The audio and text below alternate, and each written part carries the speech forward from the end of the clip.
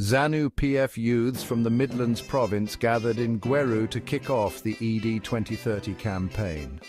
Despite President Emerson Mnangagwa's statement that he would retire at the end of his term in 2028, these young supporters are pushing for him to extend his presidency and fully realize his Vision 2030.